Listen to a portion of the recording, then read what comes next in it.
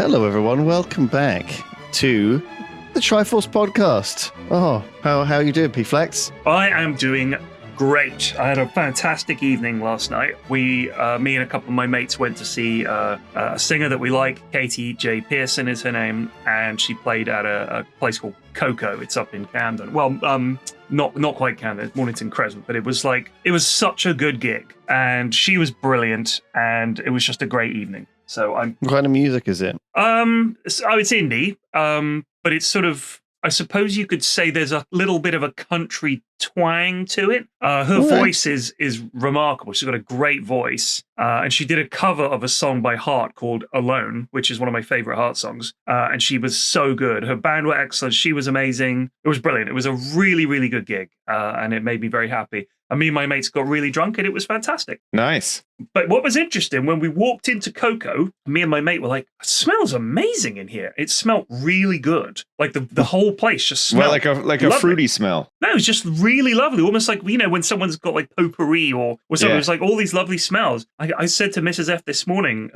about how nice it smelled. She goes, well, that's because you went to see a woman singer instead of like some sweaty bunch of blokes there. It was it was like a lot of women, and women smell nice. And I was like, that's a good point. So I think it was I see. It was the combined aroma of perfuming that gave it like an incense cloud. Yes, I genuinely think it might have been that. I don't know. I mean, I've had lots of tradesmen in recently, and recently I've noticed they do actually. Some of them, I don't know what shower gel or whatever they're using, but like some of them actually smell really good. You know, I feel like they've got like this job that's kind of like gets them all sweaty and it's, rough and they get dirty and stuff. And then they go home and they have a shower, but they've got like really nice shower gel, Interesting. They don't skimp on it or something. Like it doesn't smell.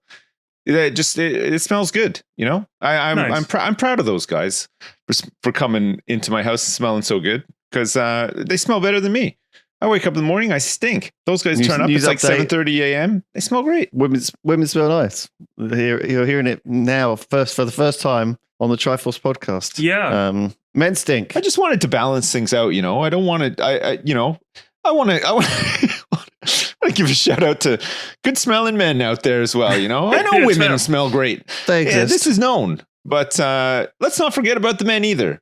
Or let's. What you been up to this week, Sips? What you been doing? I've been playing a lot of Marvel Rivals, like some sort of weird crack addict. It's my most recent obsession. I've been playing a lot. Well, you went down the Overwatch hole. This is Overwatch. I did, it's a same hole. It's the same new game, same hole. Yeah. Damn. Yeah.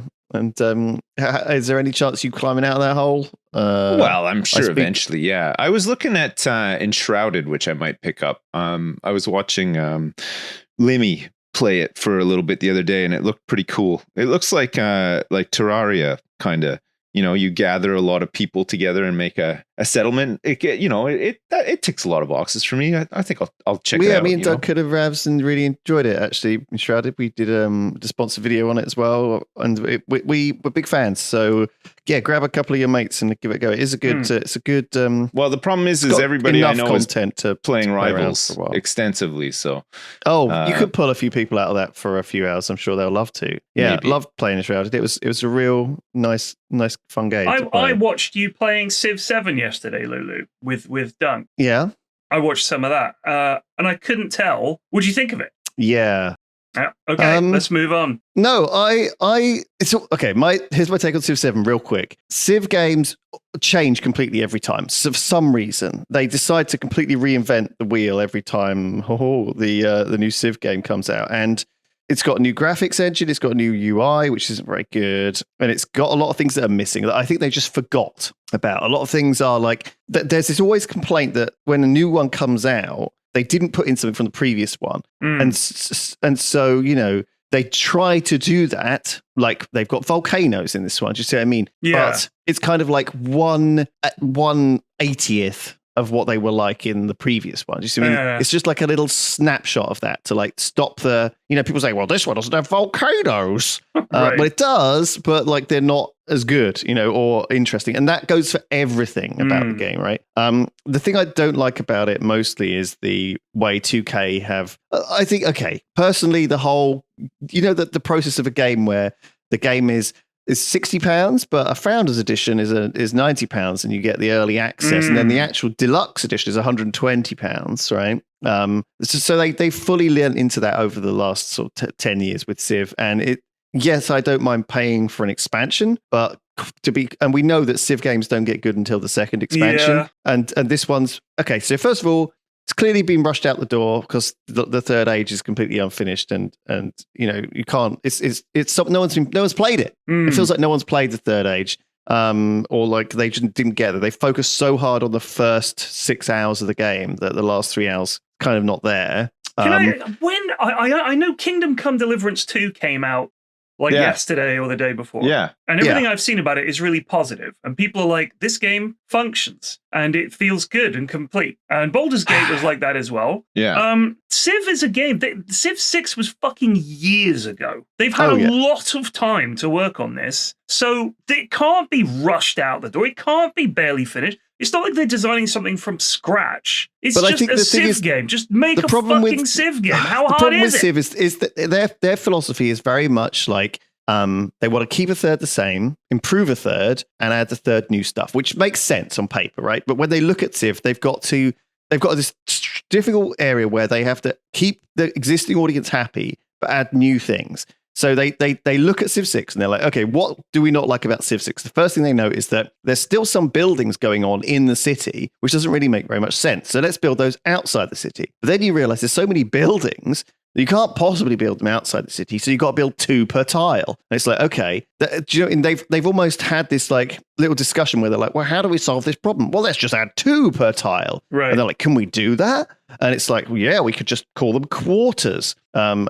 But as a result, like that ends up with these really strange. It's just a very hodgepodge, a very, very confusing to a new player for almost no reason. And I think there's a lot of design decisions that have been made in that same sense. Like, well, we don't like this, so how can we change it without changing too much? And a lot of the stuff is also like, well, let's keep this the same because people like this, like social policy cards. Everyone loved those from Civ 6. Do you remember opening that menu and looking through that massive list of cards and it didn't really tell you what any of them did? It was like plus 25% building maintenance happiness. You're like, what the fuck does that mean? And you slot the card in and your science goes up and you're like, oh, how the fuck has this happened? Do you see what I mean? Like, you have no idea because there's no proper tooltips. There's no proper fucking understanding of what stuff means. There's like a lot of stuff. It's like you build this, and it's like certainly when I watched this building replaces your warehouse. It's like what even is that? Yeah. When I watched you guys playing it, I felt like I was very confused. And there were a lot of the UI. Well, we are people who've played a lot of all the games. Yeah. And Potato put out 2 videos. I saw them. Yeah.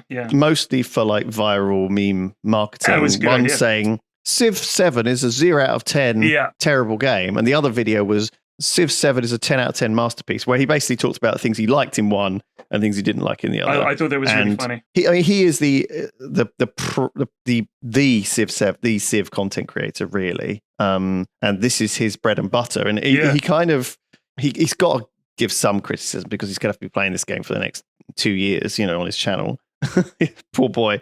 But fortunately I don't. I didn't expect to like it.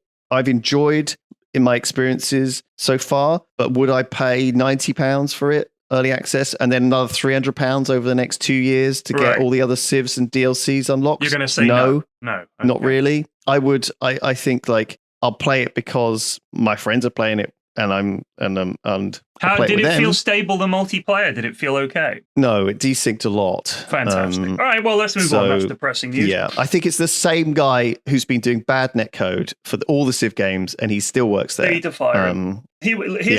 a change. A message to you, if you're the same guy who's been doing it for... Correct. A message to you at 2K or whoever you are.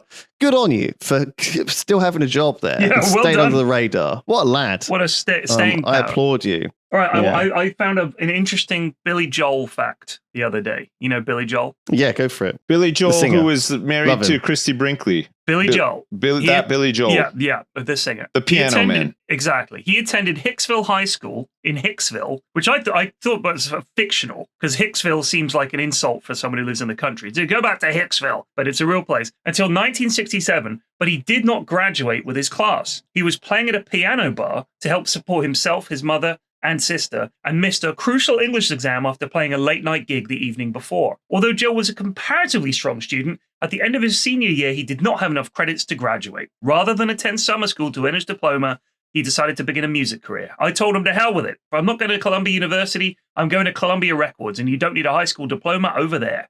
So he never graduated high school. In 1992, he submitted essays to the school board in lieu of the missed exam. They were accepted, and he was awarded his diploma at Hicksville High's annual graduation ceremony 25 years after leaving. So he went to graduate his high school 25 years after he left. I thought that was great.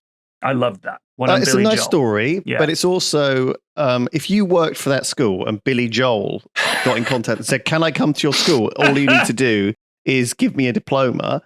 You'd be like, "Yeah, fucking absolutely. He's famous, right?" He's famous, yeah. That's a good shout. He probably famous. didn't actually have to do any other stuff, any other exams. And to be perfectly honest, a high school diploma to them, no one cares. Like I think you can. I'm honestly surprised that schools can just give out high school diplomas to anyone they want. They don't. He had to pass an exam. He didn't, though, did he? He had to submit some essays in lieu 25 years later when the syllabus had completely changed. Gosh, you're bollocks. Grumpy bugger. All right, Well, I'm maybe this just will cheer saying. you up. Billy Joel, this will I think cheer you Billy up. Joel has had some issues with like his band in the past as well. Like I think he was being a bit of a prick to them. I'm sure. No, I didn't say he was a prick. famous. I'm just saying, like, no, but I think he is known as like I think a lot of his former bandmates are like, oh, he was a nightmare to work with and stuff.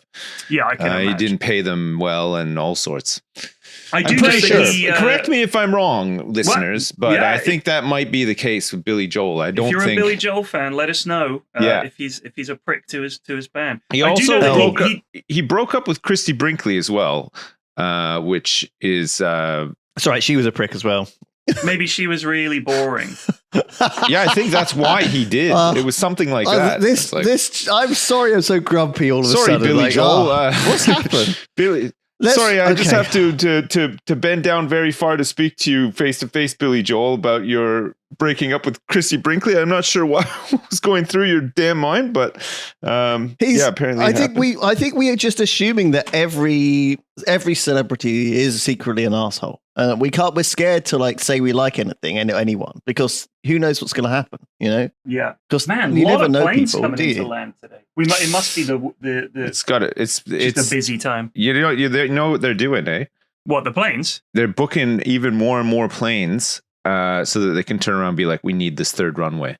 That's what they're doing. That's they're exactly already what in they're capacity doing. as it is. Yeah. All right, so let me tell you guys a story. This happened to my friend, one of the mates I went out with last night. I'll read it to you. I'll remove anything like identifying, obviously.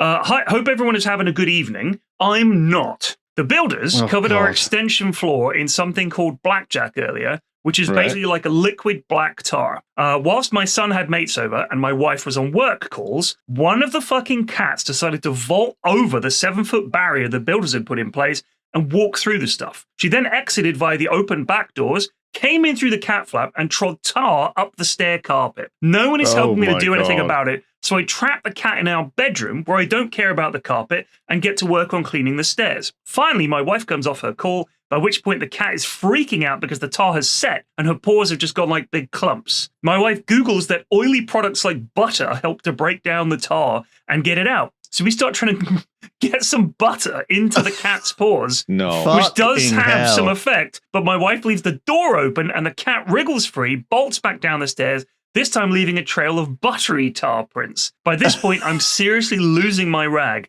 We eventually get hold of the cat again and spend close to 1.5 hours trying to bathe a cat. Our bathroom was utterly caked in tar, which again took an eternity to clean. We've ruined 4 towels, a bath mat, the rug in our bedroom, and the stairs aren't looking great. The cat's paws are only marginally better. This whole process has taken about 3 hours. I would have just thrown that cat in the bin. Just a write-off. Yeah. Get a new one. I thought you were going to say we spent 3 hours murdering our cat, because that's what I would have been doing.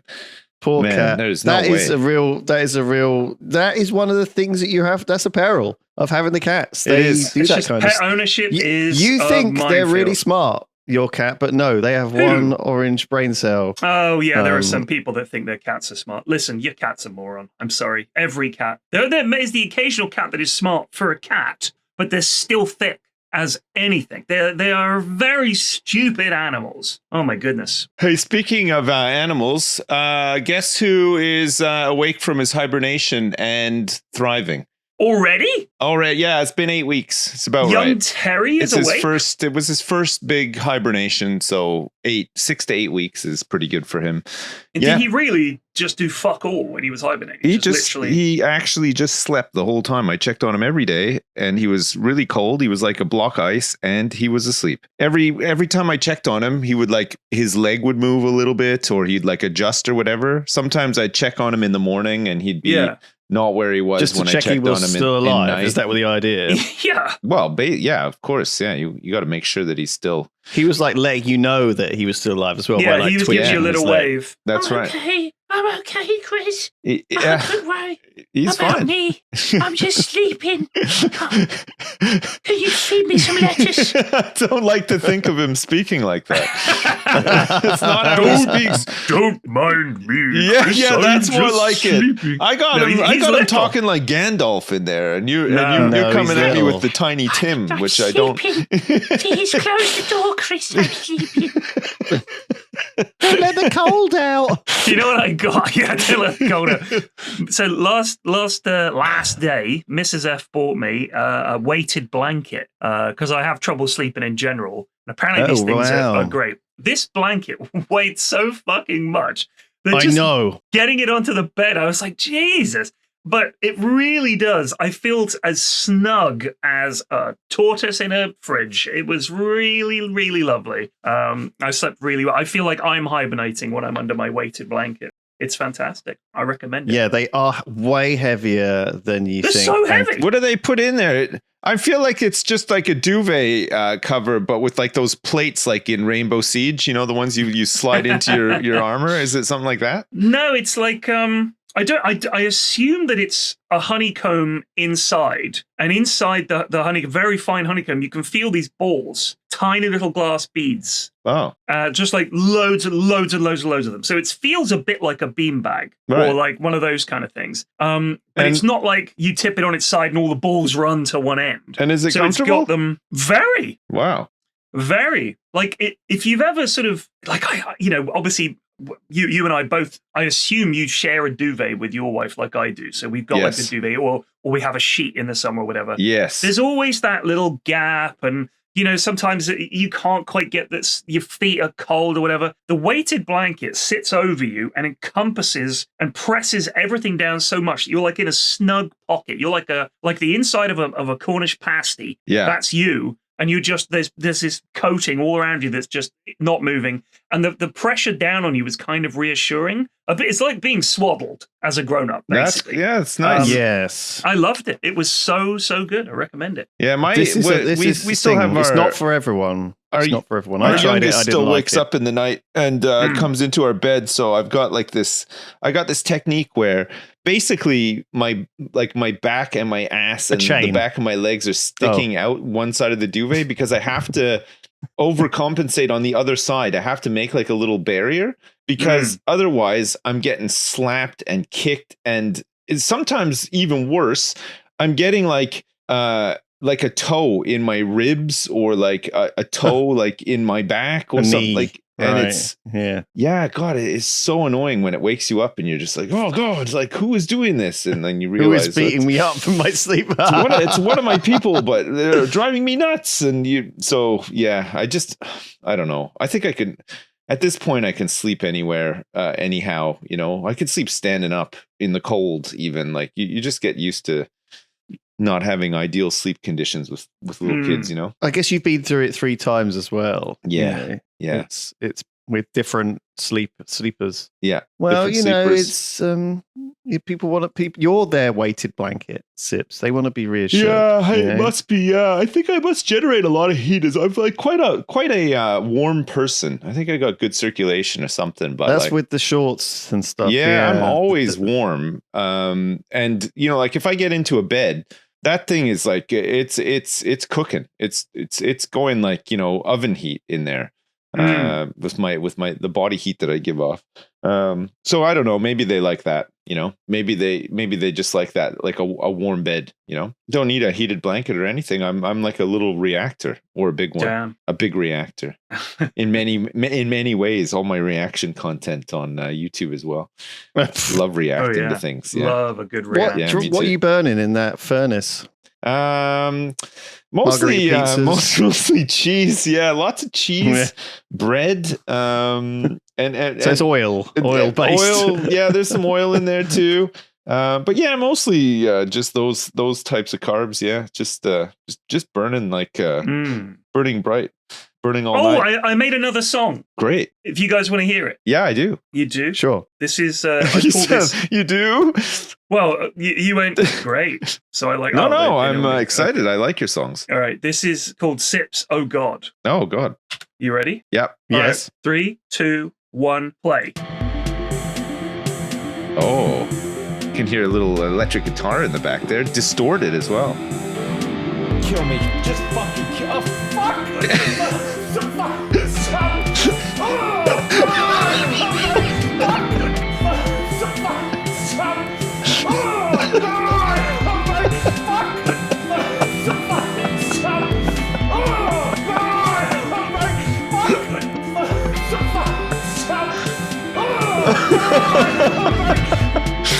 Thanks, Flex. It's great.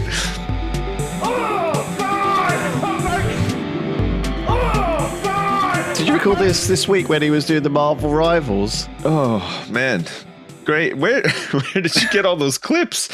That was I wanted one of you getting angry, and I thought that was the funniest one. Because you lose the ability to speak. You're just going, like you're so angry. Yeah, man. And then you're just like, oh God! It sounds like he's being killed. And it was just, you missed a bunch of shots in Hitman. You were trying to shoot a guy in Hitman. And honestly, if you heard that from the next room, you'd think someone's killing Sips. But no. God. Oh man. Oh, Hitman. Did you ever play Hitman Freelancer? I don't remember. Oh, I played the man. Hitman games. I don't remember the names. They're all called something that's pretty much the same. You know Well, what I mean? Freelancer is kind of like it's like Is that the one where you build up your base and shit? Yeah, And it's like, it is so good, man. It was so good. I played it a lot. I want to play it again. Actually, it is really fun.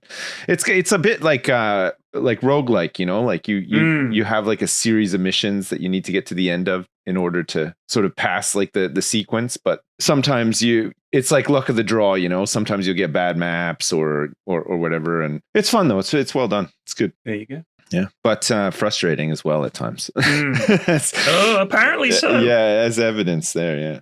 Oh man, another great song, Flex. How do you do it? Oh, well, I came home pretty drunk, and I just thought, I'm bored. We're gonna throw let's make a song. What time did you get home drunk? Did you still play some Dota last night? No, I didn't. Right. I got home at about 11:30, and I wasn't tired, so I farted around and band lab and made that. Nice. And then this morning I woke up and thought, I'll just check if that's actually anything.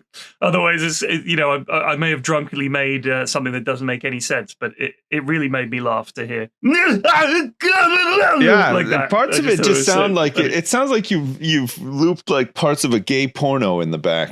It's just so weird. It just sounds like dudes fucking in the back. But I'll try and find the actual video. I'll get the time code for it, and I don't know if we can put in the original, but it's just like 6 seconds of you just absolutely losing your shit, and it really made me laugh. Nice. And you sort of got your head in your hands. Now I think it's from the Sips, but he gets angrier, or is it Sips rage There's a couple compilation. of those, yeah. There's been enough rage over the years for sure.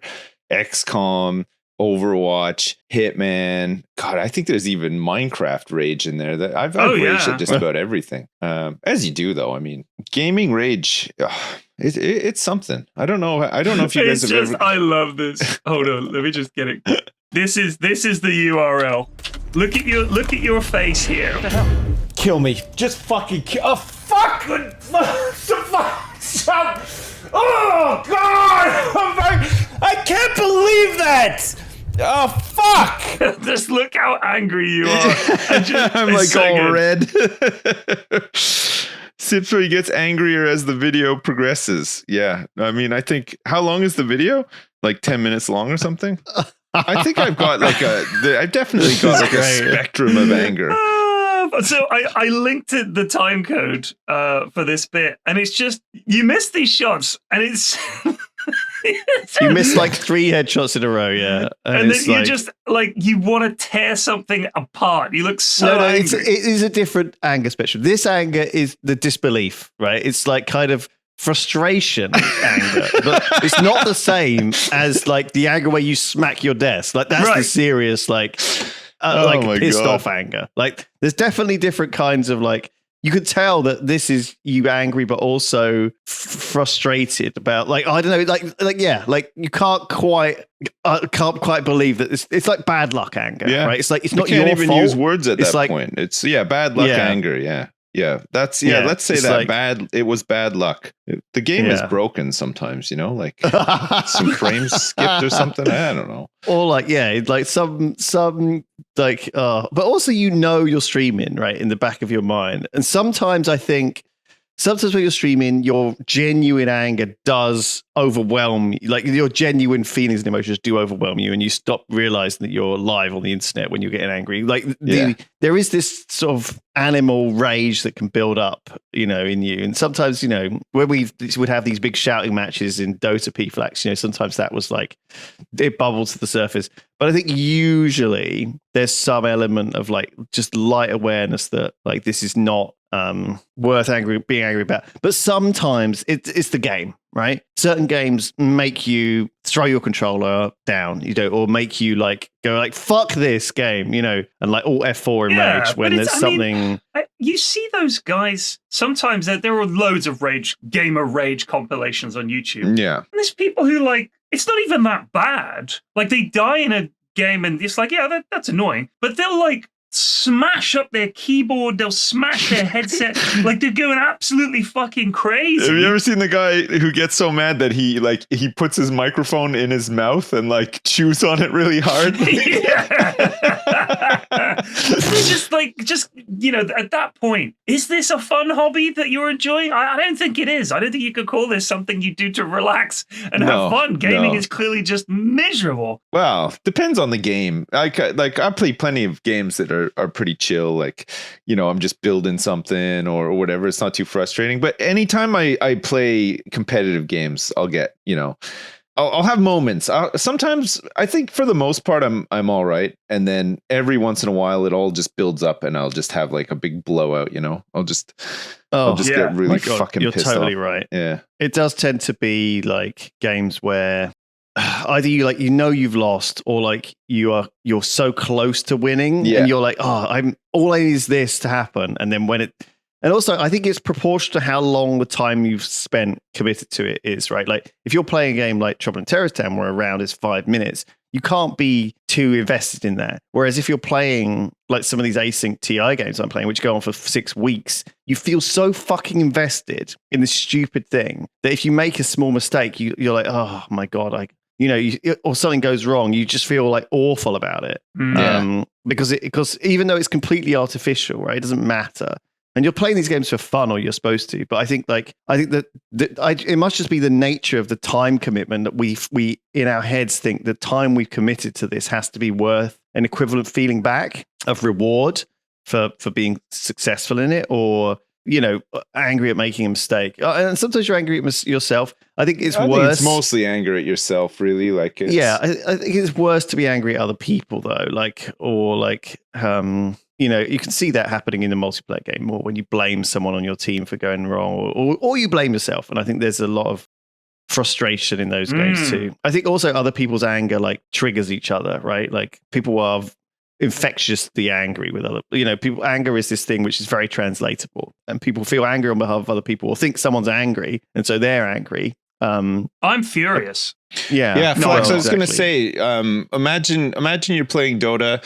You're in your third game. You've just lost 2 games. Okay. And you're like, oh, okay, well, we'll do a win or whatever. Or I don't know if you care about wins or losses or whatever, but your third game, you're thinking, this might be a good game, or at least, could even be a win or whatever. But then you get like some techie Smurf that just absolutely doesn't let anybody play the game or whatever, it's like that. It's like that moment you're just like, oh fuck. I hate it when we bump into Smurfs.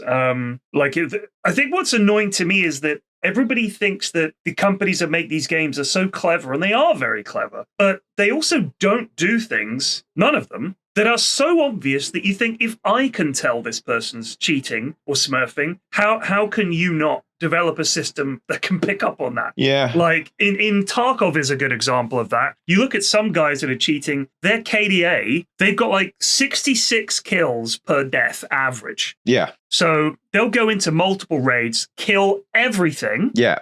And they're only very rarely do they die. And you think, is there really no system for picking up on that and flagging that account? Because I can tell instantly from looking at their profile, oh, this guy's got 100 hours and like 1,000 kills. This guy's cheating. Yeah. Or in Dota, you look at someone they last pick mid, last pick something like Arc Warden or Invoker, and they've got 80 wins. You're like, okay, here we go. The thing is, you need someone at the company who is like a hobby policeman. Though, right? Like when we went to Steam, do you remember there was a guy like on his lunch break randomly like searching for like people who were scamming or something? Do you know what I mean? Like who worked for Steam? And I think he that wasn't his job. Right. It's like and I think at these games companies, people have got very delineated jobs, and they go in and they do a job. And I think having a guy whose job it is to go through the stats and build little algorithms to like track cheaters is like, it's just not something which is on their to-do list, even though it would improve the health of their game no end, right? That quite frankly, so many of these games just are happy to abandon their game and move on with the next one, as soon as they can. True. Yes, it totally makes sense for the best game, for something like Marvel Rivals right now. They definitely need to have someone who's cracking down on that stuff. But for 99% of games, they're not going to bother. No, I mean, it's not in there. Even Rivals, like the thing is that they'll clamp down.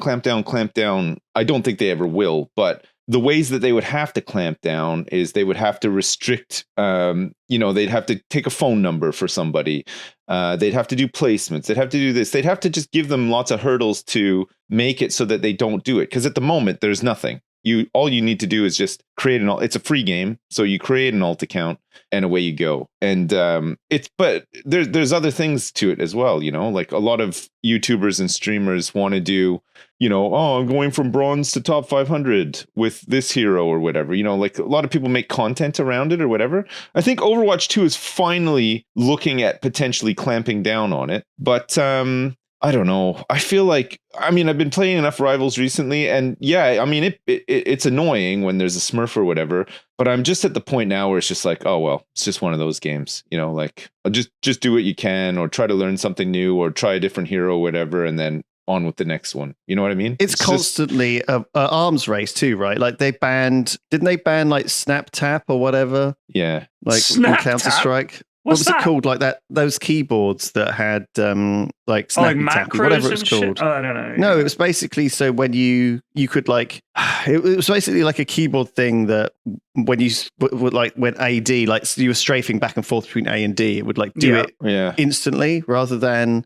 do it like, it's always the same with these games where there's so many scripts and things like this. It's hard to like keep track, and obviously anyone will do anything for a small advantage. And like macro keyboards, oh my god, like auto clickers.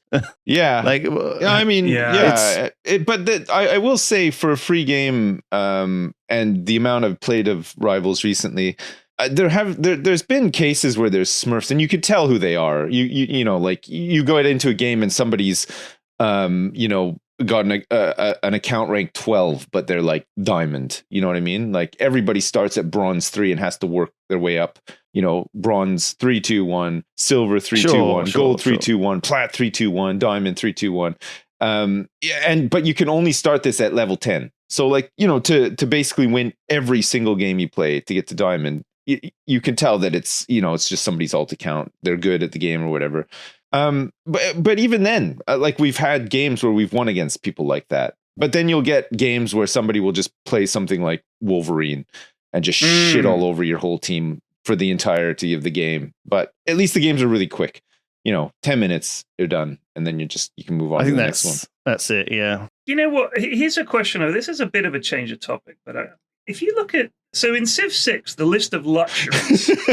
Yes. All right. I want you to tell me if you consider all of these to be luxuries. Civ 6 list of luxury. Here, resources. I've got the list here. Okay. I've got the list here. List of resources in Civ 6. Yeah, you got amber, cinnamon, citrus, cloves, honey, cocoa, coffee, cosmetics, cotton, dyes, diamonds, furs, gypsum. I don't know what you use that for. Gypsum honey, is incense. It's used in like, well, now it's used in like plastering products and stuff, you know, like drywall and plaster. Right. That's all gypsum. Incense, ivory, jade, jeans, marble, mercury, olives, pearls, perfume, salt, silk, silver, spices, sugar, tea, tobacco, toys, truffles, turtles, whales, and wine. Now that's a decent list. Wine, whales, ivory, incense. This stuff is all like like, you know, historically luxury or even modern day, like diamonds. So would you say that nowadays people would consider turtles and mercury and jade and gypsum and dyes or cloves to be luxuries? No, because I mean, but this is a game that spans multiple centuries. My point, Six. Thank you for setting me up. My point is this: how come we don't develop new luxuries? Don't appear throughout the ages. Things that people didn't even know how to use and consider luxuries back then. Suddenly, we figured out video games. That's a luxury, and loads of people buy those. That's a huge industry. Maybe as you get into like future tech and Civ, they can have like your Pornhub subscription. Could be, exactly. These are luxuries. Yeah. So I'm thinking, what could be some modern day luxuries? Yeah. I mean, Greg's. You could build a commercial Greg's. Space travel could be like a luxury, like staying in a hotel. Like space tourism. Staying in a nice hotel, going to Ibiza. Because I think that would be interesting as a sort of, if you're going through the eras like you are in Civ 7, where you've got like the ancient era, the things that were luxuries for the Romans and the Greeks and the Egyptians are not the things that are still luxuries today. Although many of these things are things we still eat, you wouldn't say, they have dyes for their clothes.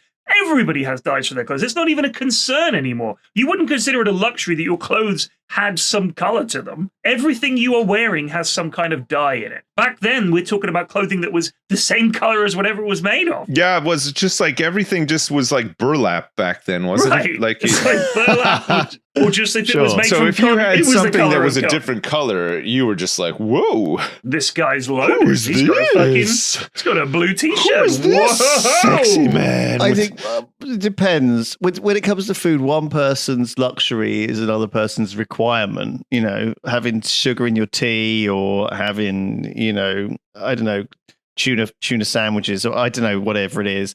You know, these days, probably lobsters, crabs are still, inverted commas, a luxury. I would say kind so. of food. Crabs not on the list for Civ 6. Caviar. I guess because, of course, crabs are people and clams are people. So crabs you are can't a basic have people. resource. You can't have people as a luxury. You got cosmetics here. Coffee. I mean, historically, coffee. Anything that needed to be imported from a different land back in the day was considered a luxury, right? So like spices, cocoa, all that kind of stuff. But now, obviously, with globalization, industrialization, these things are not really considered luxuries anymore. Indeed. I don't know about gypsum. Gypsum it goes in a category of its own, I think. Yeah. Look at it. Do we Civ still 6 is use making me. Gypsum is still making used, me but I just don't think miss it's a rare commodity. Fertilizer and the main constituent of plaster, drywall, Yeah. and chalk. It Yeah. also crystallizes as translucent crystals of selenite or selenite. There you go. What's selenite used for? No idea.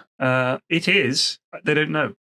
Whales are still Okay. kind of considered. Okay, let me they go use whales through. for like cosmetics and stuff, don't they? So on Civ 7, one of the things they've done is they always do this in Civ games, and I kind of like it. They try and include unusual Civs and unusual leaders, right? Who haven't kind of been in the games before or haven't been highlighted before.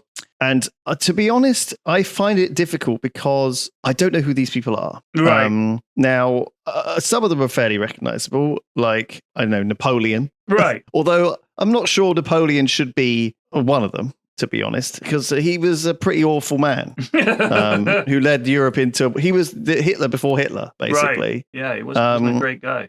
People And if it forget wasn't that. for Hitler, People we'd forget probably that. talk about exactly. And I think Civ 7 have forgotten it. And then you've got people, like I don't know, like Harriet Tubman, who is a American black civil rights lady. I don't really know her history, but she is an interesting person to be in charge of. I don't know, someone like a colonial power who would have done a lot of slavery back in that era. It's all very strange. Because the here's way one. When it comes to Napoleon, and I think I might have said this before, I find it incroyable that the French have the Arc de Triomphe. Yeah. Right? And they have that in the middle of fucking Paris. It's like you can't miss it. It's the biggest, most chaotic roundabout in the world. John Wick had a big fight there in the most recent John Wick film. That honors the dead from the Napoleonic Wars. They're honored on there. That was essentially a war of conquest. That wasn't France defending itself. That was Napoleon saying, I'm going to have everything. I'm going to control the whole of fucking Europe. They still have this thing. It would be like if in Germany you had a big fucking thing right in the middle of Berlin, honoring all the generals of World War II and called it the Arc of Triumph, or whatever you would call it in German. How come the French get away with this? Why do they get a free pass on having the fucking Arc de Triomphe? Everybody's like, oh, the Arc de Triomphe, fantastic. There's got to be It's more. disgraceful. There's got to be more to it than that. In addition, it's called the Arch of Triumph. Yeah. And it has the French Revolutionary soldiers who fought and died, and the Napoleonic guys who fought and died, and World War I. It's got the unknown soldier buried under it, but it's got. I mean, it's hard. So to it's have much triumph. It's multi-purpose then, is what you're saying. But it's still celebrating the soldiers who fought and died in the Napoleonic Wars. That's pretty remarkable. I know. Well, I mean, I guess they were people that need to have some sort of commemorate. I know it's not ideal, but let's throw it in the canal like that statue of. What would you like them to do with it, Flax?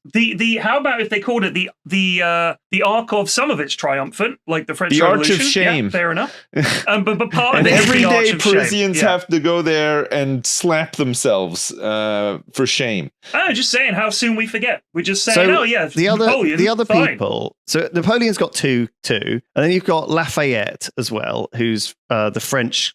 Do you know who Lafayette is? I'm looking him up. Lafayette. Exactly. You have to look him up. That's exactly what I'm talking about. Right. Here he goes. He's- Gilbert du Motier, Marquis de Lafayette. So he's a French nobleman who was part of the He joined Revolutionary the War. Continental Army led by George Washington in the American Revolutionary War. He was a ultimately permitted to remarkable- command Continental Army troops. Remarkable man, I think. And he was a key because- figure in the French Revolution of 1789. Yeah. Congrats. So interesting. So again, two Napoleons, a Lafayette. They've got Harriet Tubman. They've got Confucius. Obviously, you heard of him. But then they've got Charlemagne, another French person, the father of Europe. I'm not saying that this is favoring the French, but that's four. Isn't there a rapper called Charlemagne as well?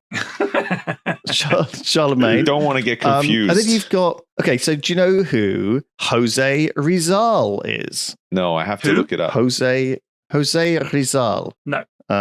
Obviously, probably a very important person in world history, but he's a Filipino nationalist. Okay. Okay. So who's Trung Trak? she is the I don't know. I think Vietnamese set of twins who were a military leader, maybe, or maybe not even a twins. I can't remember. How do you know all this? Yes. He's because looked it I've up. been Oh, you're the looking game. it up as we're saying. There's a bunch of people who, and I get it, right? But it's like kind of weird. They've picked Friedrich II, I think, as the German one. He has two characters. Benjamin Franklin is the first American. You can play as him. And then you could play as Amina, who I've never heard of, Ashoka, who I've never heard of. It's like And yet Hatshepsut, not a who I've never heard of. single English person is in So the they game. are. So they have said this. There's the British DLC is going to be with Ada Lovelace. British who DLC, obviously- but it seems crazy that there'd be a British DLC when Great Britain was such a huge player early on in world history. Like it doesn't make sense to just not have like a trace of them. If we're going in terms of ancient era, fine. Like, we tend to shit. Like we were just we Sure, got invaded but- by the Romans, got invaded by the Normans. Fair enough. But certainly much of the second half of the last 2,000 years, a lot of that, Britain has certainly been a big part of that, especially in the huge part colonial of it. era, Yeah, World War Jesus. II and all that. They It's were like I don't understand. They were the superpower back in the day. Like, Yeah. And I'm not asking for it. I just feel like it's always a bit strange to go through. And also, I think the whole thing is a little bit. There's a lot of these. A lot of civilizations I've never heard of as well. Somehow the Bugandans, who I believe is maybe that means Ugandan, but it's just They dropped the U in a rebrand. The Chola.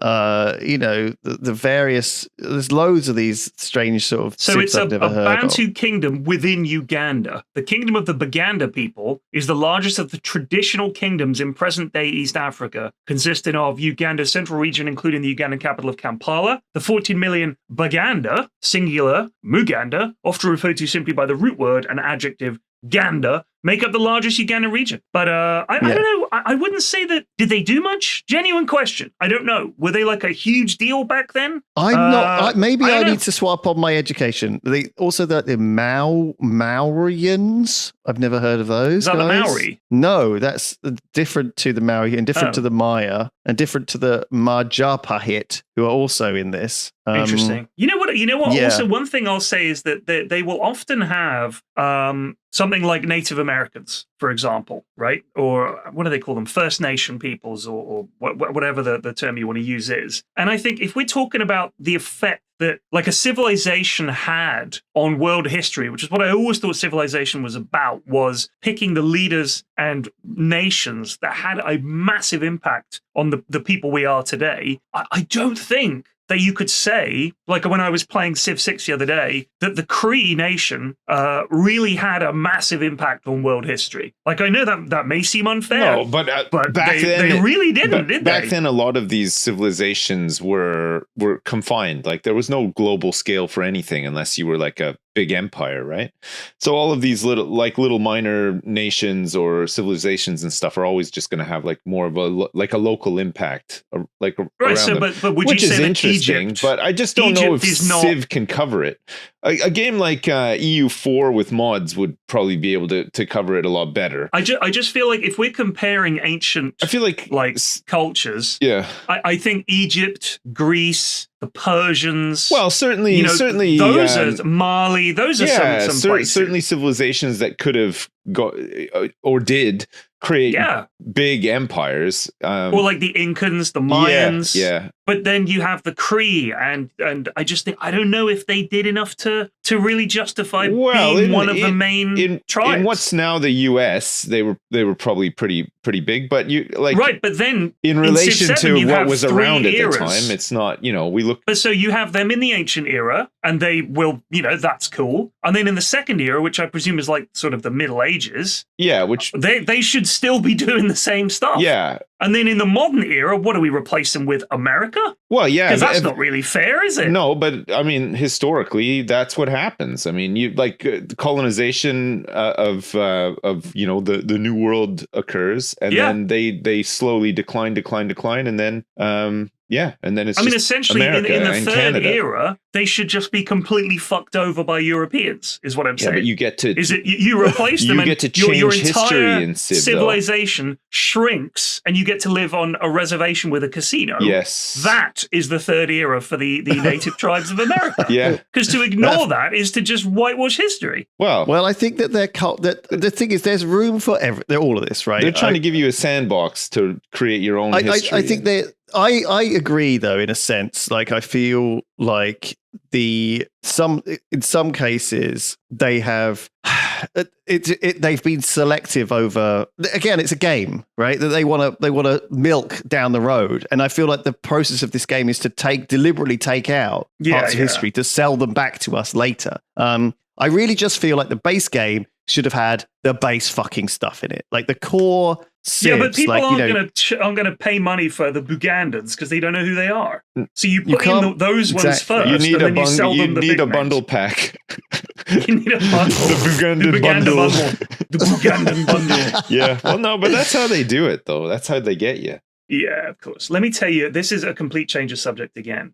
Have you guys ever heard of Chang and Eng bunker? No. Chang and Eng, no, never. They were the original Siamese twins. And I'm saying that honestly because they were from Siam. They were Siamese, which is now Thai. Now we call them conjoined twins, okay? But the reason everybody calls them Siamese twins is because of these two guys who were very famous conjoined twins. And they were sort of taken around the world in the 19th century. Everybody studied them. They were, considered absolutely fascinating.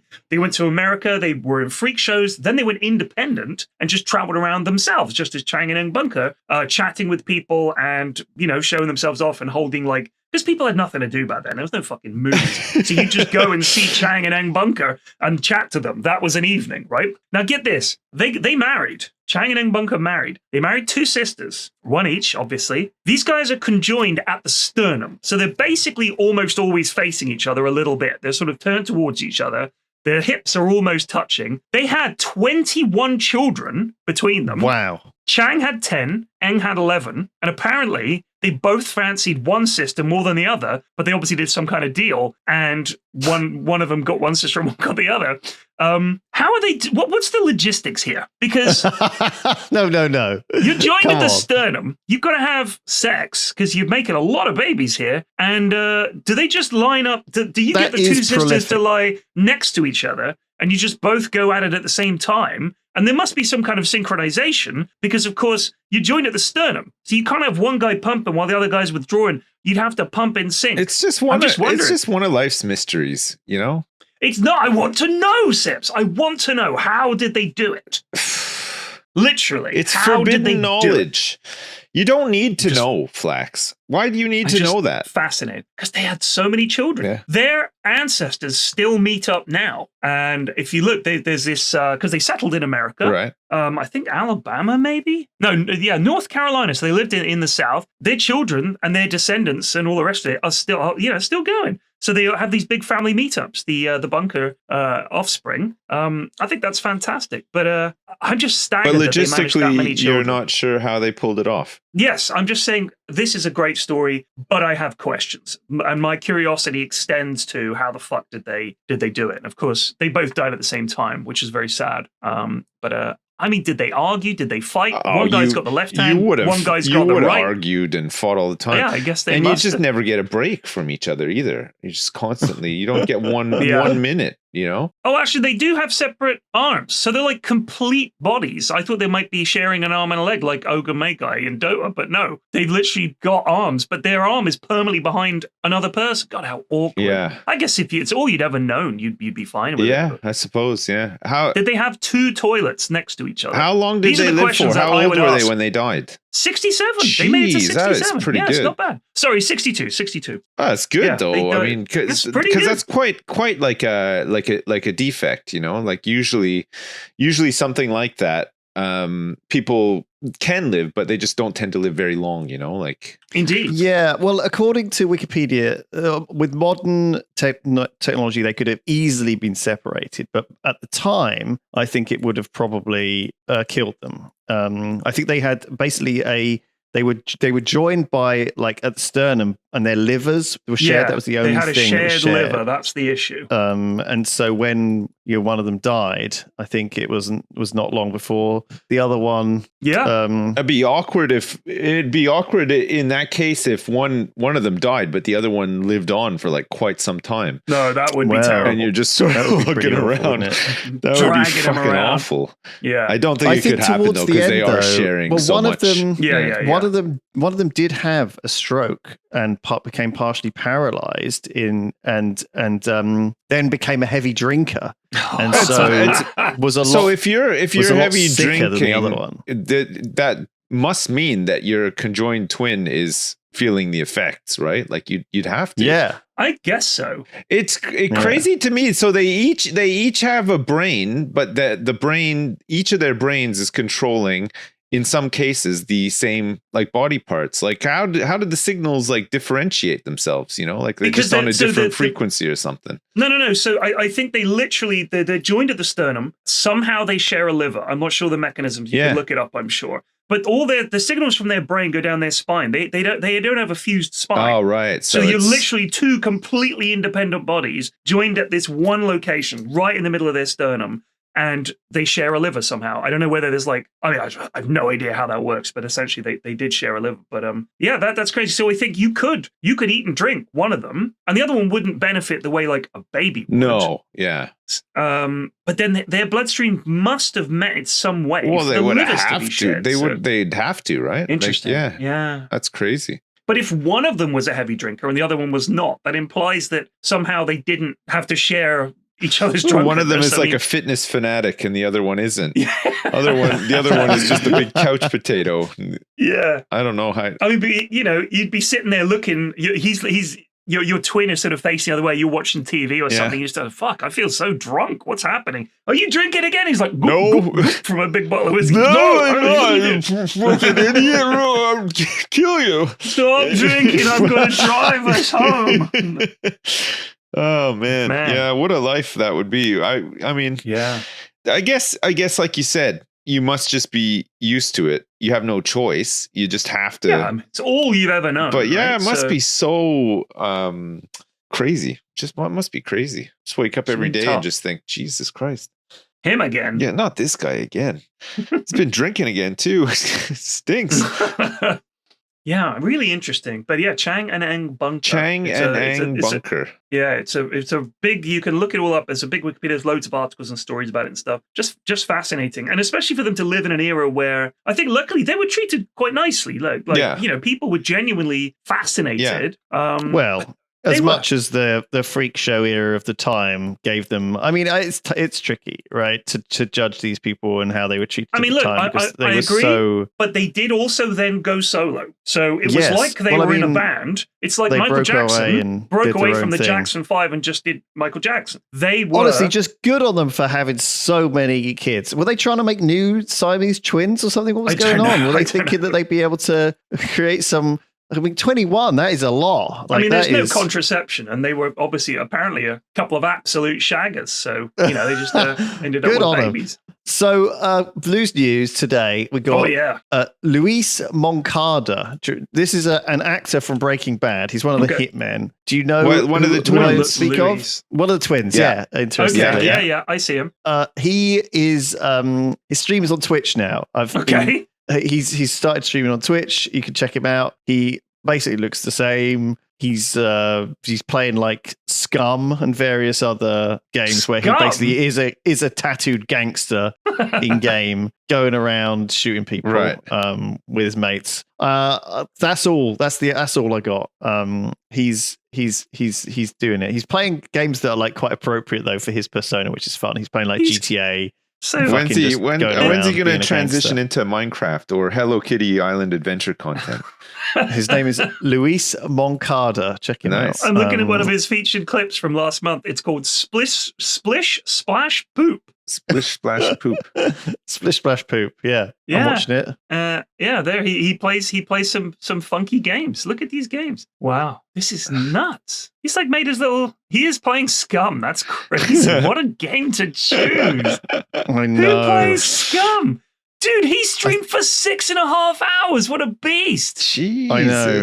Man. Well, I normally stream for 9, so You stream for that's 9 true. a day. sometimes, yeah. There is a immersive Minecraft experience happening in London. If you want to take your kids, Yeah, it's Crossrail too. You got to get down there and dig. It's Minecraft in real life is coming to Canada Water, which I think is Snicket Canary venue. Wharf, yeah. Yeah. You can get a ticket for £20 for children, and you can walk around a Minecraft world with your kid. 20 quid. Fuck off. I know. It's guided by 2 unique characters, Tobin and Deo, and you will learn to use the Orb of Interaction, a glowing interactive handheld device that guides you between rooms. This sounds like a task from The Apprentice that they have It to does, doesn't set it? up an interactive, alternate universe, whatever, or something. I hope mean- it's not going to be like that Willy Wonka experience. That's what that I'm was a saying. It sounds to fucking- me more like one of these people turn up like people furious after paying families paid £20 for Minecraft disaster. Yeah. Something Yeah, it like will that. be It's like going to be that, yeah. shit. In cult news, Jared Leto, he's the lead singer, I think, of 30 Seconds to Mars, yeah. I think, as one of his side projects. He has just been taking a whole load of pictures with a load of fans who have all dressed up in white and taken a load of pictures on this island. It is bizarre. Apparently, he held a contest, and the attendees, who were primarily young women, in this contest he offered the winner a chance to spend the night with him. Oh, hell yeah. Well, like But sexually. he is or certainly just resembling. Yeah, I think getting so. in your Maybe not. jammies and He's certainly hanging out resembling a watching movies. charismatic cult leader, and it's bizarre. There's a couple. One of these pictures is great though. If you look at the second picture, P-Flax. yeah, the on guy this with the link, Marvel t-shirt. There's a guy on the left with a Marvel. I think they were all told to wear white for the day. He was right? like, oh, I'll break out the old Marvel t-shirt. And this Never is the goes only wrong. shirt that this guy could find that was white. He also is one of the only guys there, and he sat on like this sort of camping chair that he looks like he's brought with him, All right, so rather can than I on just the say, floor. Jared Leto is 53. Right. Right. I had no idea he was older than me. I thought he was younger. He is 53. I can't believe that. The guy looks amazing. I think he must be on a lot of young people's blood, this guy. I'll be honest with you, I think he's shit. I think he's an absolutely shit actor, and he makes wank movies. I'm trying to think of a good... He was all right in Blade Runner, but his character was meant to be a weirdo. Yeah, he's terrible. I think I don't know why he's so famous. he has embraced the weird, and I think he is weird. He's an odd guy. Now he's a weird cult leader or something. But he's kind of done it ironically. Do you know what I mean? Because this post, he's kind of almost joking that it's a cult. I don't know what's going on, but there's some interesting pictures out there now, and the pictures look great, but it is creepy. Biohackers. Okay. What's that? Biohackers. Yeah, what's that? Biologists, I guess. This is who would why. make This that is mean- why Putin poops in a briefcase. He doesn't want to get biohacked. Right. I think it was because he hated the guy that was on charge of clearing out the suitcase. You good, Sergei. I lay a big fresh one in suitcase for you. Clean it up. Long coiling snake, Sergei. Big stinky snake, Sergei. Stinks. Oh, Sergei, I had big breakfast this morning. Big poop coming. Big, very, very, very big poop coming. Get the suitcase ready, Sergei. You will clean. Oh, stomach is churning, Sergei. Stomach is, like bats in my stomach. It will be messy one, Sergei. I assure you.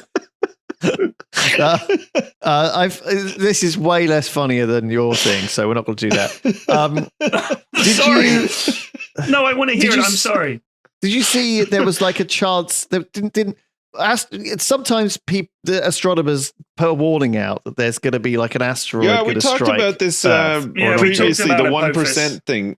Do you know what? I read about it, and it's only like 30 to 40 meters wide, and I mean it would be like a nuke hitting somewhere. Basically, it would be enormous. It would level a city. Yeah. Well, but I mean, that's not. It could be worse, is what I'm trying to say. It could be a lot worse. Did we talk about this last week when it turned out that the astronomers had put out a warning and it was actually just Elon Musk's car or whatever? Yeah, I don't know if we talked about They'd that, rediscovered it, and they were like, we found this object which is going to impact Earth, and it turned out it was just the car floating up there. Very stupid. But then there is routinely asteroids that could potentially hit Earth. They monitor This one has a loads of them. 1.5%, I believe. 1.3%. They upgraded it to 1.5, about 1 in 67. They're saying something like that. Yeah, and it's so that means it's a 98% chance to miss, right? course. So don't worry. I mean, everyone. also, there's a very good chance But it if lands in the XCOM ocean. The only 2 problem has taught me is- anything, prepare yourselves. Yeah, I mean, I will say if it lands in the ocean, it's going to be quite the tsunami. So it's quite scary. Yeah, be So careful. set your calendars for 2032. 2032. December 22nd, 2032 Oh my is when it gosh. will strike Earth. Merry So Christmas. make the most of. This Christmas. Well, there's been loads of near misses in the past. They're not if you look back in history, there's been loads and loads and loads of them, and there's loads that they're constantly monitoring as well.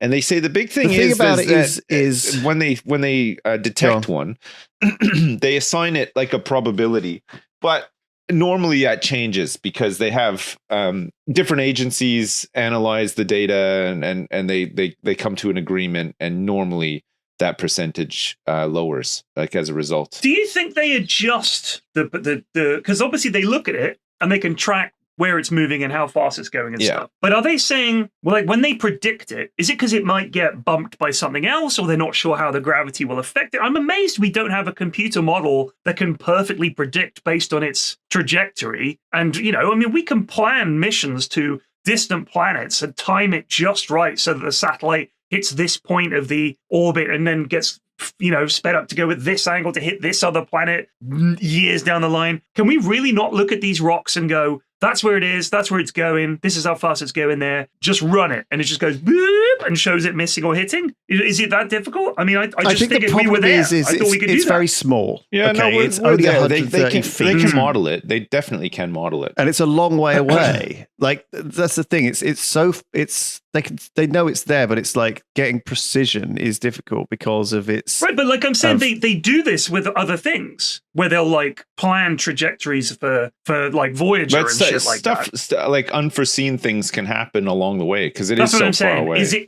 Is it their concern that we don't know what else is out there that might have a very slight gravitational? Because if something's like not really, traveling no. that I think fast, it's just that you're seeing this thing on a telescope, and it's a dot, that's moving towards you, right? And it's like, how fucking fast is that dot going, and how exactly is it moving towards me? I think over time you can get more data, but like it's very hard to Lewis, we predict can this stuff. see the proto-galaxies from near the birth of the universe. Well, yeah, but these Like okay, the this asteroid technology is exists. only. I'm just saying, okay, what's listen, the detail? It's only 130 feet, right? That's like but it's not very really big. close. It's in our It's solar not. system. It's not that far away. It's millions of miles away. Yeah, but we can look at the surface of other planets and shit that are outside our It's solar wild to system. think that we can It's do like- all this stuff and Point Jimmy still Webb my at it. local I'm just council saying. can't pick up the recycling twice a week. Exactly. I'm sure we've got the Okay. technology to do it. I thought we were there. That's what I'm saying. I to thought we were there. explain to PFlax Yeah. Why how can't we difficult do it this is. yet? What's the problem? All right. Next article. I'm going to post this one in chat so you can read it, PFlax,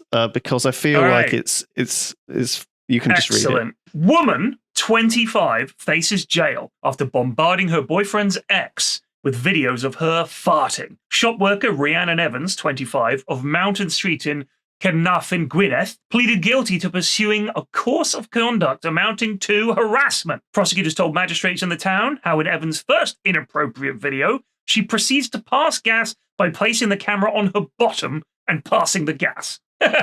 Wait, so she's That's the way it's sending The way it's written. Videos of herself farting to her boyfriend's boyfriend's ex. ex. There we go. That's Odd. That's I mean, news. I think that's guys. fucking hilarious. But the boyfriend's ex, has she just moved on and she's just receiving these, she's just trying to live her life, and every day she just gets a new fart vid sent to her?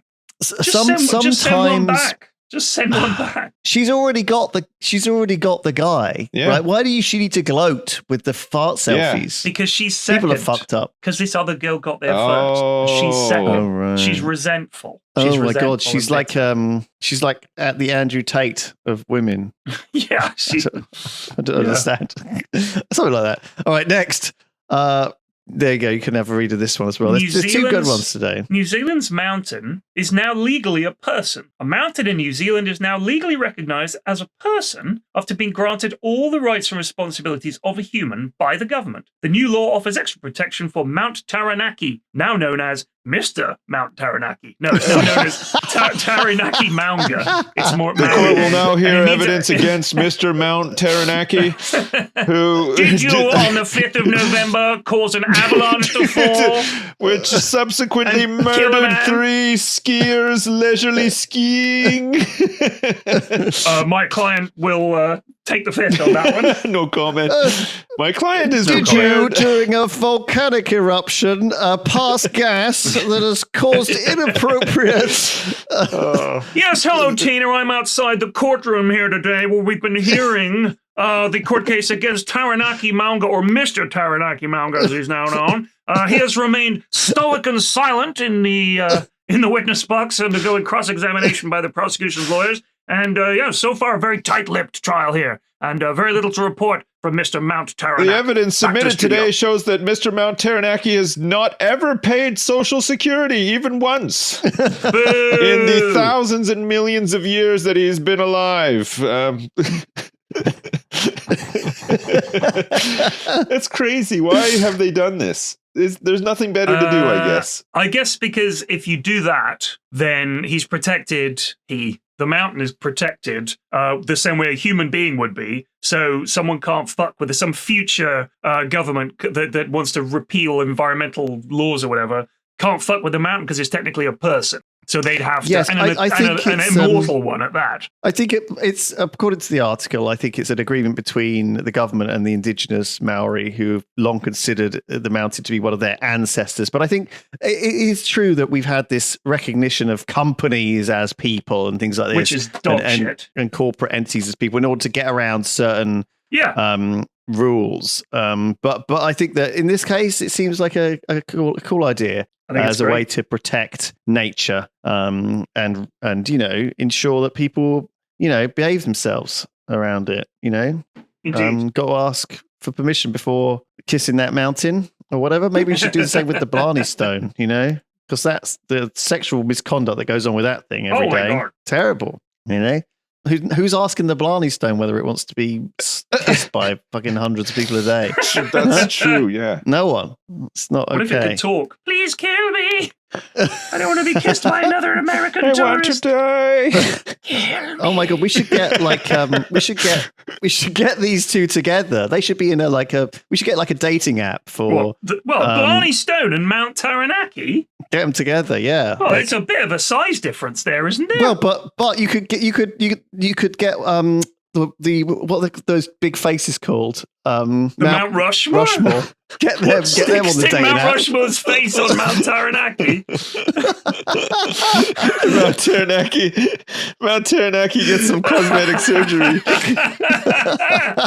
He just gets a face. Wait, does that mean that the guys on Mount Rushmore, if we made them a person, they're like a 5-man conjoined twin? Oh shit! You could revive them with the purple goo from Ghostbusters 2. Yeah, bring them. Just play some really lively music, and then just get all the Rushmore thing going. That'd be great. My goodness. You need like a five-man group of another natural monument, like the Fingers or something, or to 5 fingers. Just put them on top of the Arc de Triomphe, and then they could be like Gumby legs with the Arc de Triomphe. There you go. Wait, the Easter Island statues—they've got faces. They do, yeah. They do. Let's get these dates going. Get a Sphinx in there as well. Oh my god, people love cat people, don't they? Are Sphinxes God, that's cats? hot. Yeah, they're like cats. They look like a mix of like a sort of like a cat. It's a mythical creature with the head of a human, the body of a lion, and the wings of an eagle. There you go. That doesn't sound like a cat to me. Well, that's It's a type body. of cat. The whole body's a cat. The body's like a lion. That's not a cat. That's that type of cat. It's a big cat. It's a big cat. It's a big cat. Yeah. But then, are we ignoring the head of a human here? What about The head of a what human about a implies centaur? that's a person. The body of a horse. What about a centaur? And a torso and the head and arms of a man or woman. Right, but you wouldn't call it a horse. No, I suppose not. Like, come and ride my horse, and someone wheels a fucking centaur out. You'd be like, whoa! What? I didn't agree to this. And what if you were like, Yeah. what if you were enslaving the centaur though and degrading it as well? You would call it You a horse. can't enslave the centaurs. They're too proud a race. Right. They would fight to the last. Right. On the fields of Shamzoth, the centaur tribe rides forth. We shall face the enslavers in battle with our allies, the Sphinx. Yeah. They're sort of like cats, but not. And the faces of Mount Rushmore. But then the enslavers are just up there on like their imperial, spaceship in orbit, and they're like, "Get those fucking horses into the mines. Exactly. Get those fucking horses down there. I don't care if their hooves can't mine the coal. We're get them in the fucking mines. They can just tap it Yeah. really hard. Tap, tap, tap. Oh man, some deep lore has been invented today. Yeah. Oh, I guess that'll do. That's an hour one 20. podcast. We've covered it all. One podcast ready to send off. We're ready to ship it. Yeah. Let's ship it. Ship it, clip it, Clip ship it, ship rip it, and rip tip it out. All right. Thank you, everyone. Thanks so much. See you next Goodbye. time. See you. Bye. Goodbye.